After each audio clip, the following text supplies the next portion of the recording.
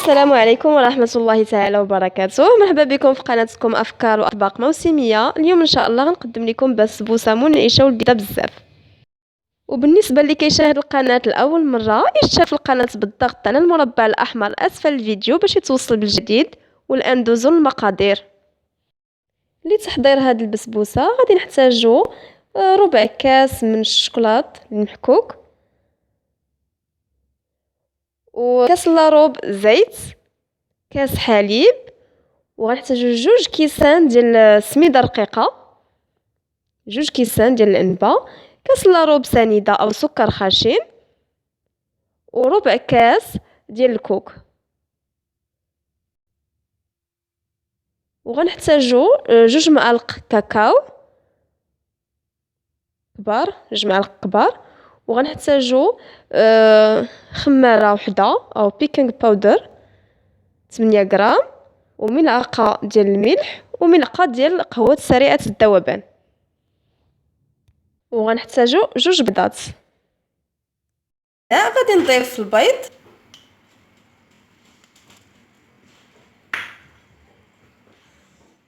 سنيده او سكر خشن. نخلط هاد المكونات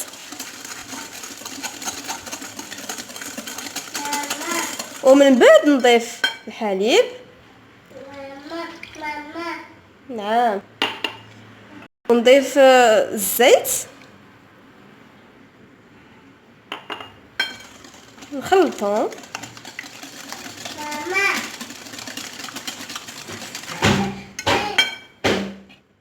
الشوكولات المحكوك،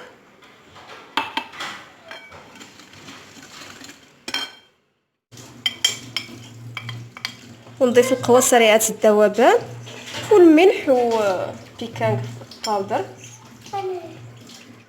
كنضيف قطرات ديال الفاني، سميده رقيقه، كنضيف الكوك حتى كنحصلوا على خليط بهذا الشكل هذا.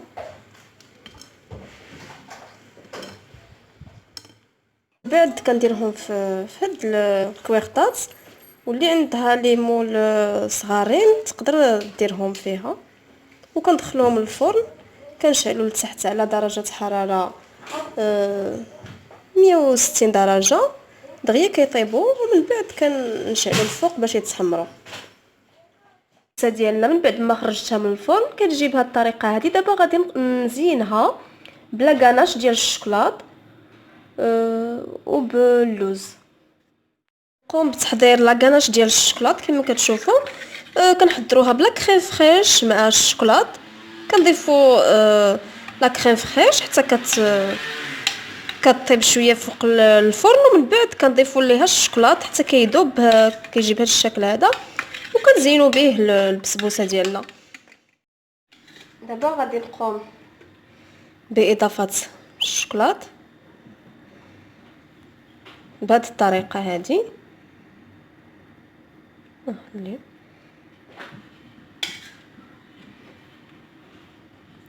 المهم كنكملوا بهذا الشكل هذا.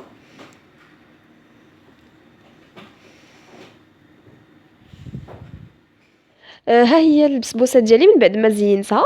نقدروا نديروها على هذا الشكل فرديين ولا نديروها في مول كبير حسب الذوق ديالكم. من بعد ما كنكمل التزيين ديالها كندخل لها الثلاجه، كنخليها واحد نص نهار بحال هكا، عاد كنقدموها كتجي منعشه ولذيذه بزاف، فيها نكهه القهوه والشوكولات.